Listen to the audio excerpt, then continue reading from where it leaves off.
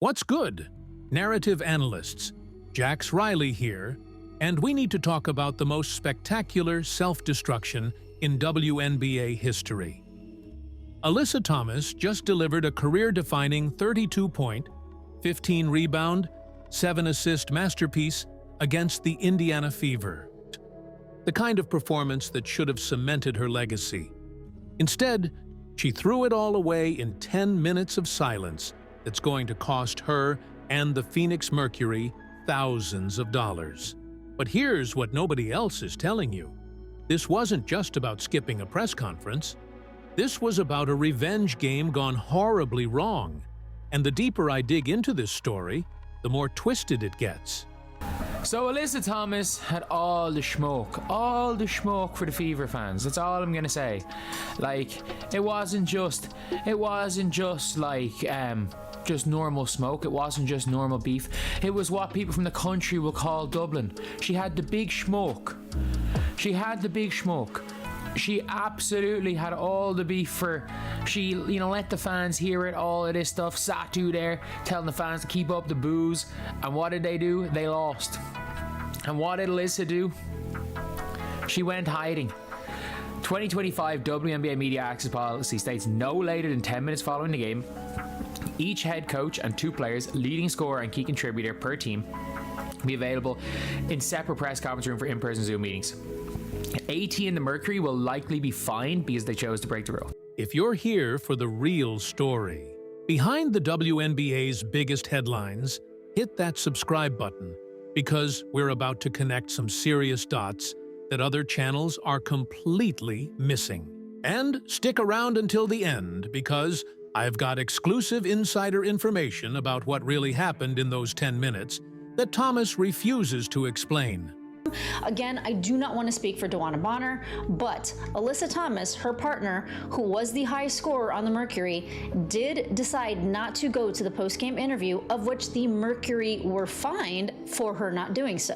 Let me start by filtering through the noise here, because the temperature of the online conversation is absolutely scorching, and for good reason.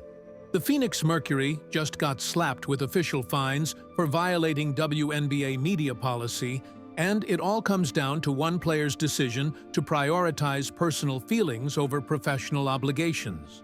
But to understand why this is such a massive story, we need to follow the digital breadcrumbs back to where this revenge narrative really started. See, this wasn't just Mercury versus Fever. This was personal.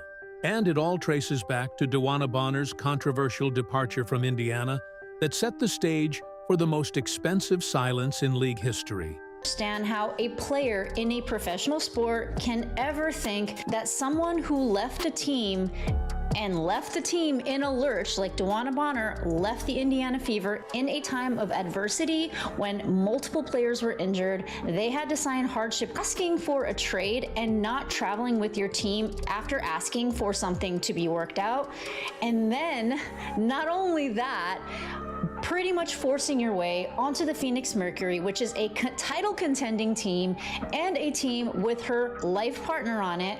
It just sounds very like I can get what I want when I want, and it doesn't matter what. If it were just fans having an issue with DeWanna Bonner getting booed, that would be one thing. But an actual Phoenix Mercury player in the post-game interview, Kalia Copper, spoke out on the boos against that fan base in a post-game. I don't understand, like, she a legend, and just all the things that she's done for the league, and just the disrespect, I can't get down with it. They booed her. She didn't say a word to the crowd. People talk some trash to her, but we had her back. You know or follow sports in like the slightest. You don't even have to be a fanatic to understand boos come with the territory. I have never seen a season without boos. Every time I go to a New York Liberty game and the Indiana Fever play, Sophie Cunningham just steps on the court or gets announced or anything, it's met with boos from the crowd. So for DeWanna Bonner to be immune to this type of a reaction from fans, I think is actually and completely and totally delusional. And DeWanna Bonner actually has not made any comments on this. This was something that was said by Kalia Copper. It's just very distasteful for what their fan base is doing, as far as when it comes to DB, because it's just like, she's just the sweetest soul, and the situation didn't work for her, and that's just not what she wanted or whatever, but it's just, we don't need all of that. It's just unnecessary. Now let's get into rumor territory here, because nothing is officially confirmed. But the online chatter is too loud to ignore. I've been connecting the dots on Bonner's departure from Indiana, and the signals point to something far more calculated than most people realize. Bonner didn't just leave the Fever, she abandoned them during their darkest hour. Multiple injuries, hardship contracts, and a team desperately trying to build something. And Bonner essentially forced her way to Phoenix, where her partner Alyssa Thomas was waiting. The temperature of the online conversation among Fever fans has been building for months about this, and when Bonner walked back into Gainbridge Fieldhouse wearing that Mercury jersey, it was like lighting a match near gasoline. But here's where the story gets really interesting. And this is what competitors are completely missing. Thomas wasn't just defending a teammate getting booed. She was defending her fiancé, her life partner, the person she's planning to marry. This adds a completely different dimension to everything that happened next. Scenario is something that not that she caused, not that necessarily DeWanna caused for herself. Like the booing and everything, DeWanna brought that in herself. Let's be completely real. Even Nate Tibbetts was just like, well, yeah, this is sports. Like, we'll talk about that a little bit later, but like their coach was even like, oh yeah, this is. So here's the thing about professional sports that apparently needs to be said. Boos come with the territory. I've been following the digital breadcrumbs of fan behavior across the league, and this is standard operating procedure. Sophie Cunningham gets booed in New York every single game. And you know what she does? She embraces it, she feeds off it, she uses it as fuel. But somehow, Bonner and the Mercury expected immunity from this basic sports reality. That brings us to the inevitable question.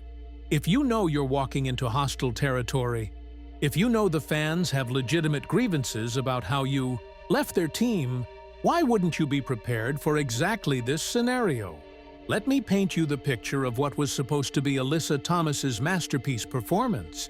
32 points, 15 rebounds, 7 assists in just 34 minutes of play.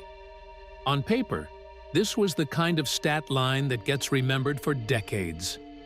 This was supposed to be her statement game, her "I told you so" moment against the team that her partner abandoned. Thomas is one of the physically toughest players in the WNBA, but like, she's charm and soft when it comes to anything else.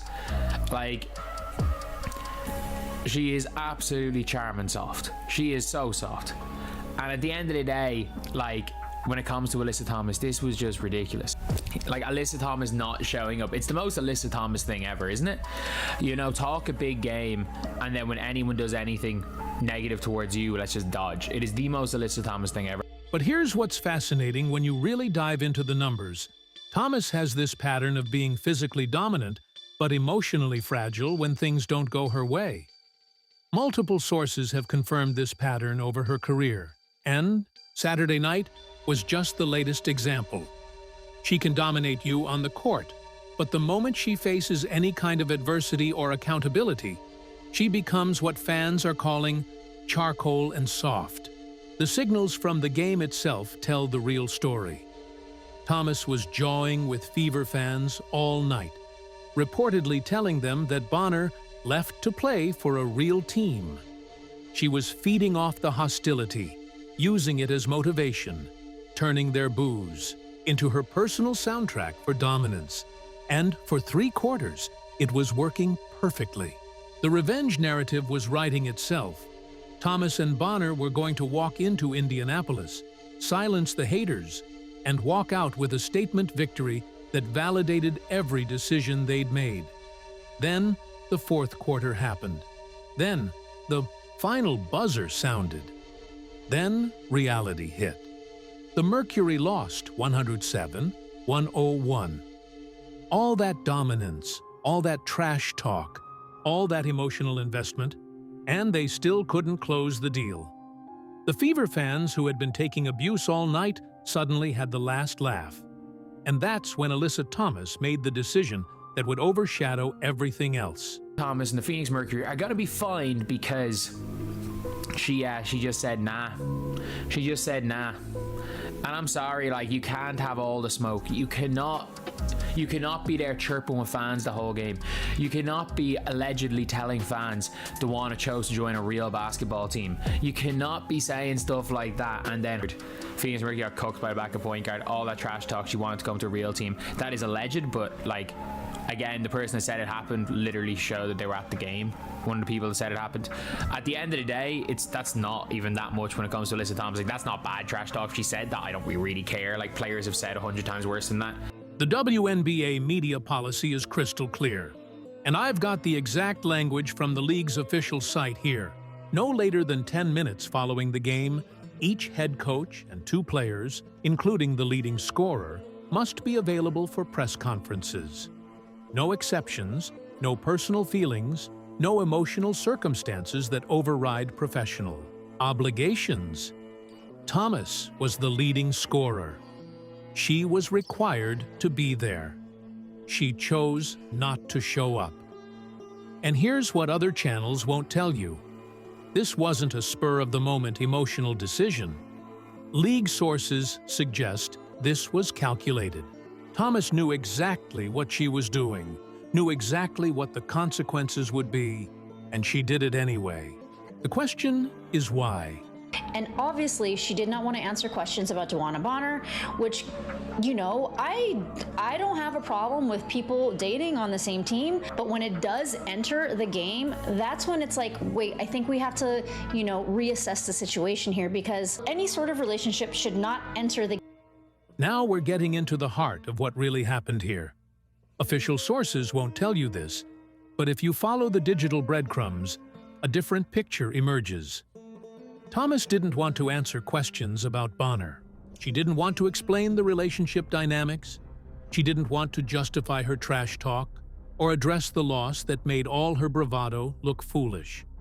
But here's the bigger issue, and this is where things get really problematic for professional sports. When personal relationships start influencing professional decisions, when romantic partnerships begin overriding team obligations, that's when we have to reassess what we're dealing with. Thomas essentially chose protecting her partner's image, over-fulfilling her responsibilities to her team, her fans, and the league that pays her salary. That's not romance. That's unprofessionalism. If you're enjoying this deep dive into the stories behind the stories, make sure you're subscribed, because we're just getting started. Hit that notification bell so you never miss when we drop exclusive insider analysis like this. Not everyone on the Phoenix Mercury is unaware of this type of situation, and Nate Tibbetts also spoke on it when asked about how DeWanna Bonner was handling the boos from the audience. He also spoke on the fact that Alyssa Thomas was clapping back to fans in the arena, which, okay, listen, to be honest, I don't have a big issue with Alyssa Thomas like clapping back to people, like saying things to her or DeWanna Bonner or anything. I don't think it's the best look as a professional athlete. What's really interesting is the organizational response to all this drama. Phoenix Mercury coaching staff, including head coach Nate Tibbetts with his NBA experience, was fully aware of what was happening. They saw Thomas engaging with fans, they knew about the emotional stakes around Bonner, and they watched it all unfold in real time. But here's what sets Tibbetts apart. When asked about the fan behavior, his response was pure professionalism. That's kind of how sports works. No excuses, no victim mentality, just acknowledgement of sporting reality. That NBA experience shows, and it creates this fascinating contrast with his players' emotional reactions. The temperature of the online conversation around this moment shows exactly why veteran leadership matters. You can have all the talent in the world, but if you can't handle basic professional responsibilities, what kind of leader are you really?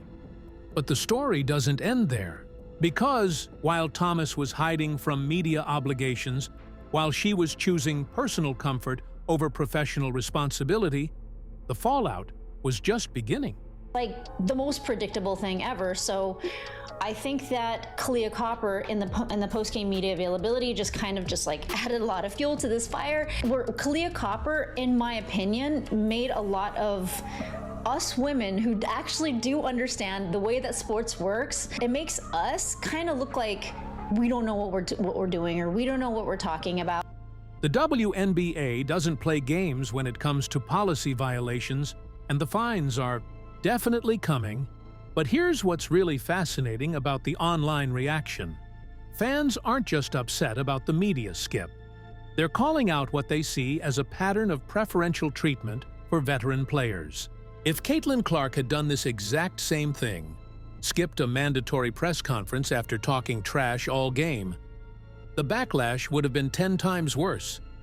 But because it's Alyssa Thomas, because she's got veteran status and league credibility, there's this expectation that she'll get a slap on the wrist and move on. That double standard is exactly what's fueling the online conversation, and it speaks to bigger issues about accountability in the modern WNBA. I've been analyzing the social media patterns around this incident, and the divide is fascinating. You've got veteran supporters saying Thomas was protecting her partner and that emotional reactions are understandable. But you've also got a growing contingent of fans, especially newer WNBA followers, who are asking why professional athletes can't handle basic job requirements.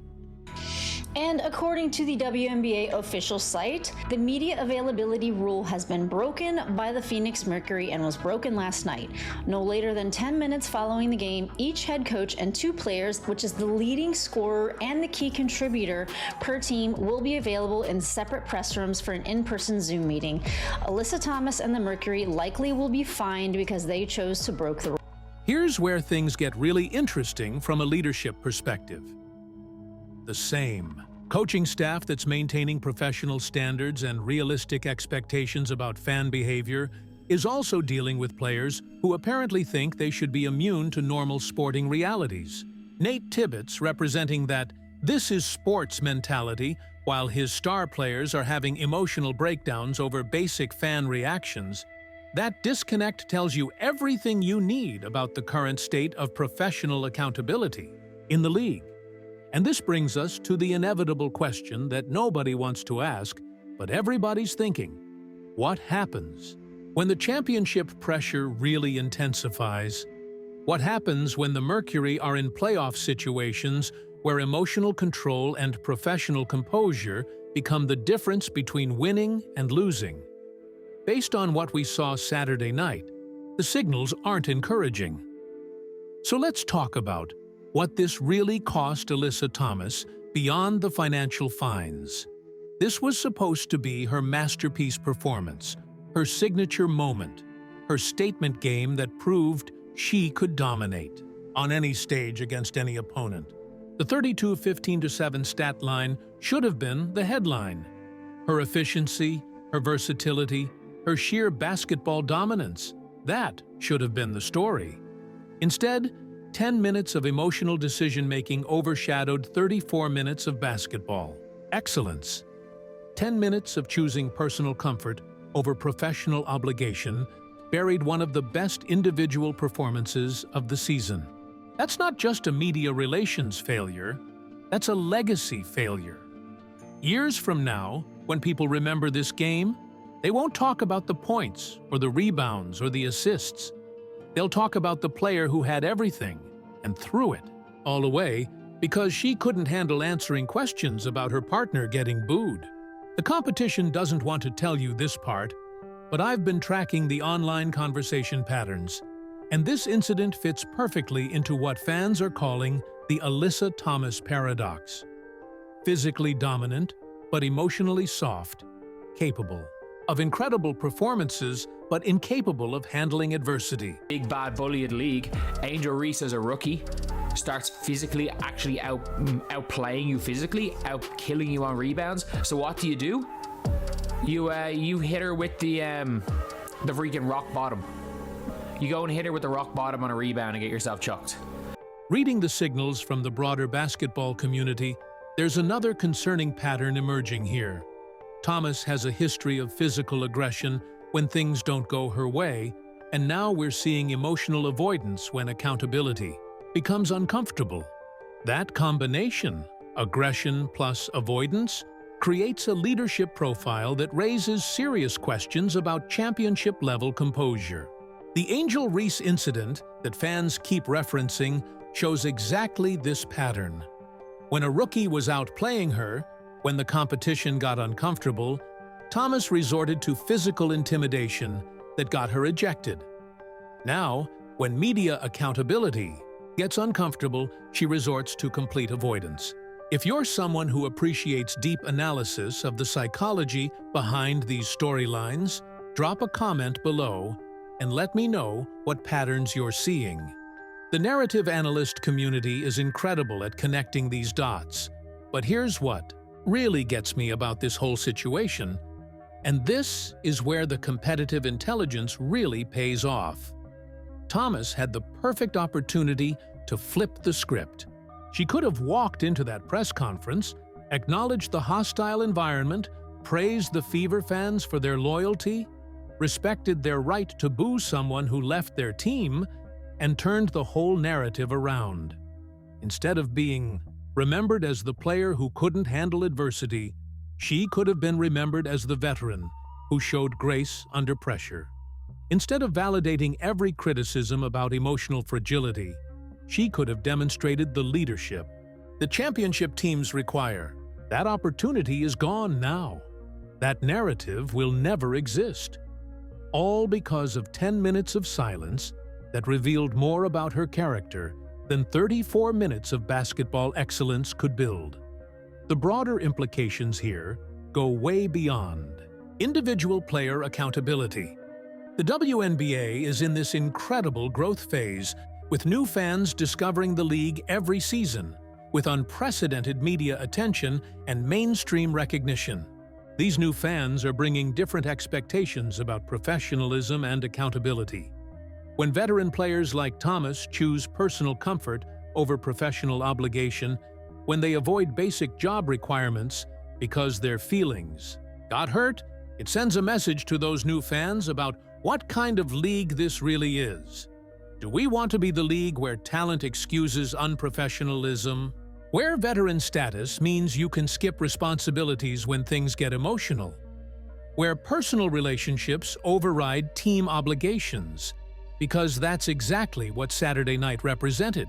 And the online conversation shows that fans are paying attention to these precedents. Scenario is something that not that she caused, not that necessarily DeWanna caused for herself. Like the booing and everything, DeWanna brought that in herself. Let's be completely real. Even Nate Tibbetts was just like, well, yeah, this is sports.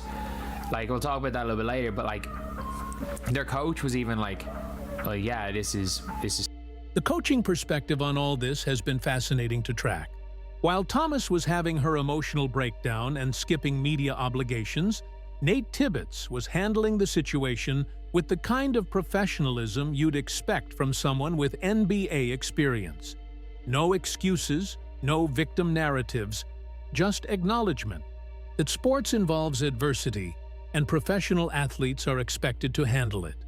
That contrast between coaching professionalism and player emotionalism tells you everything about where the real leadership lies in that organization. So, here's my prediction based on all the intelligence I've gathered on this situation. The fines will be minimal, probably in the $1,000 to $5,000 range based on precedent. Thomas will issue some generic statement about learning from the experience. The Mercury will move on to their next game, and most media outlets will treat this as a minor footnote. But the real damage isn't financial, it's reputational. Thomas has now established herself as someone who can't handle basic professional responsibilities when emotions run high. In a league where championship pressure creates exactly these kinds of emotional challenges, that's not a small problem. And for the Mercury's championship aspirations, this raises serious questions about leadership when adversity hits. If Thomas can't handle fan booing and media questions, how is she going to handle playoff pressure? How is she going to respond when championship stakes make every emotional challenge even more intense? The digital breadcrumbs I've been following suggest this wasn't an isolated incident. It was a revelation of character patterns that go much deeper than one bad decision. Looking at the broader landscape, this incident perfectly captures the tension between old-school WNBA culture and the expectations that come with mainstream growth. Thomas represents the veteran mindset that expects protection from criticism and immunity from accountability. But the new fans discovering the league don't understand why professional athletes should get special treatment for doing their jobs poorly. That cultural collision is happening throughout the WNBA right now. And Saturday night was just the latest example of what happens when entitled veteran behavior meets modern professional expectations. The most frustrating part of this whole situation is how preventable it was. Thomas had every tool she needed to turn this into a positive narrative. She had the dominant performance. She had the coaching support. She had the opportunity to show leadership and grace under pressure. All she had to do was show up. All she had to do was answer a few questions, acknowledge the environment, and demonstrate the kind of professionalism that championship teams require. Instead, she chose comfort over courage, avoidance over accountability, and personal feelings over professional obligation. That choice cost her more than any fine the league could impose. It cost her respect, it cost her credibility, and it cost her the legacy moment that a 32-15-7 performance should have created. For those of us who follow these storylines closely, who appreciate the psychology and the patterns behind the headlines, this incident provides incredible insight into what separates true leaders from talented individuals who happen to be good at basketball.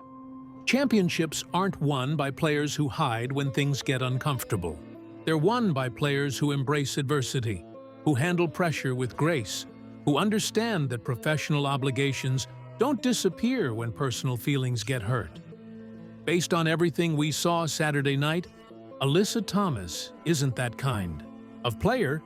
She's talented enough to dominate games, but she's not strong enough to handle the responsibilities that come with that talent. And that's exactly why the Phoenix Mercury's championship dreams might be more fragile than their impressive roster suggests. What do you think? Was Thomas justified in protecting her partner, or did she fail a basic test of professional leadership? Let me know in the comments below. The narrative analyst community always brings incredible insights to these discussions. If this kind of deep dive analysis is what you're looking for, make sure you're subscribed and hit that notification bell. We're going to keep following these storylines as the season develops, because trust me, this is just the beginning of the Mercury's championship pressure situations. And share this video with anyone who wants to understand the real stories behind the WNBA headlines. The more people who appreciate this level of analysis, the better these conversations become. Until next time, keep reading the signals, keep connecting the dots, and remember, the story behind the story is always where the truth lives.